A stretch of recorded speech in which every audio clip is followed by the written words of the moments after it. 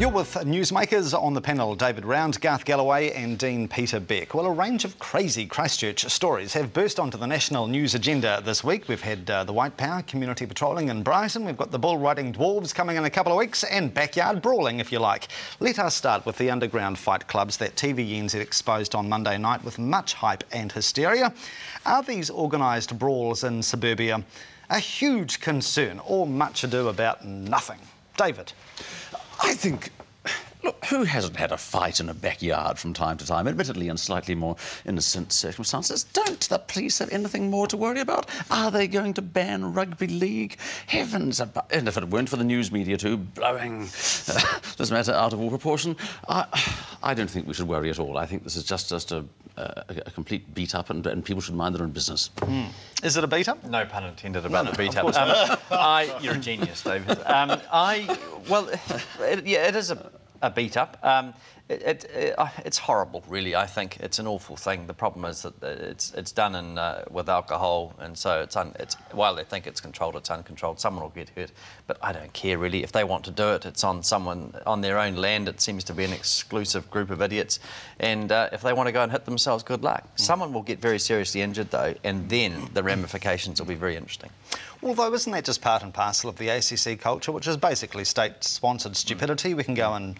I mean, dickheads can go and climb in the high country ill-equipped and, you know, we pick up the bill. Yes, this is all part and parcel of that, isn't it? Well, drunk drivers can go and crash. And exactly. Are they the shallow end of the gene pool too? The shallow end of the gene pool? Well, I couldn't possibly say that. No, you wouldn't say that, no. No, but I heard that comment made that these guys are kind of the shallow end of the gene pool and so let them get on with it. I mean, I cannot possibly agree with that. I mean, I actually do think this is... I'm seeing the news clips. I mean, media beat-up's absolutely right, but seeing that stuff and the guy who is sort of promoting, I think, my God, we have some social responsibility here. We do actually have to look at these things and what's happening in our society and community. Surely there are much better ways of getting rid of all this angst or aggression or whatever you're doing this kind of stuff. I mean, there's lots of sports. You can play rugby league. You can go and do a proper fight club. But look, if we're going to do it properly, what you say, Peter, then we should be banning rugby league, we should be banning violent films, we should be banning skateboarding down banisters. No, not that sort of stuff. This is absolutely vicarious violent stuff. I mean, it's just terrible. But do you think part of it's the same continuum? I mean, did you ever see Fight Club with Brad Pitt? I did. It's an amazing movie, yeah. Do you think there's a possibility, though, that, you know, if a bunch of buffheads and a few feral Cheryls want to get together in the backyard of Bexley, it might actually give innocent passers-by, in all seriousness, a break. Instead of these assholes treating Christchurch City like an open-air boxing gym. Do you know what I mean? So you stick them all behind a fence there and let them get on with it? Yeah. I would be very surprised if they are the people who are out on the streets beating people up. They don't strike me as easy to judge a book by its cover and all of those things, Michael, but they didn't strike me as being of that ilk. I think the people who are out there on the random violence are very different. They're a different sort of bunch, I agree with that, yeah. Now, what do we think about bull riding dwarves? We've got Tiny Texan coming to Christchurch for Cup and Show Week, and next year, apparently, we've got the fat lady from Florida, and the year after, the Frogman. I mean, does this actually seriously reek of Victorian-style freak shows? How does a dwarf make a living these days? In the good old days, you could attach yourself to a royal court and creep in and out of the black velvet. But these days, I would have thought career opportunities are very limited for dwarfs, and I think good on this particular dwarf. I see that the self-appointed spokesman for the little people of New Zealand has said that this will knock the confidence of dwarves. I would have thought it would have boosted the confidence of dwarves. But is it reducing them to an exhibitionist stunt? Look, we get our kicks, don't we? Nice middle-class people like us tend to get our kicks by setting some people up and laughing at them. I think it's appalling. I think it's actually terrible. I mean, I understand this guy, is he a Texan?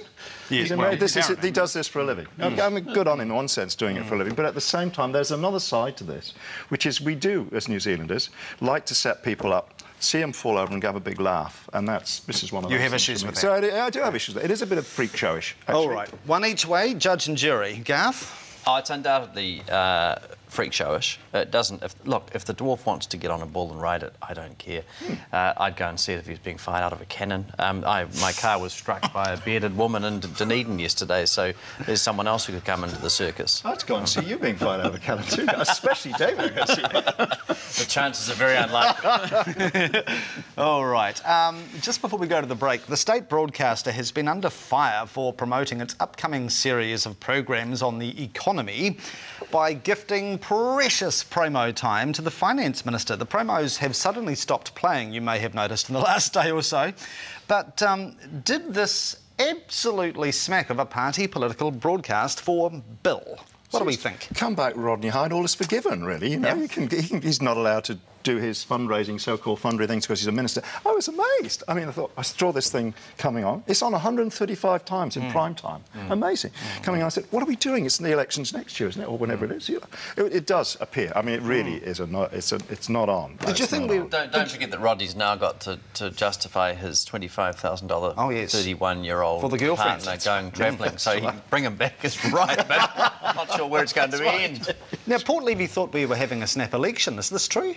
When you saw that head? No. Look, he's the Minister of State and Enterprises. He is the Crown for these purposes. He is the owner.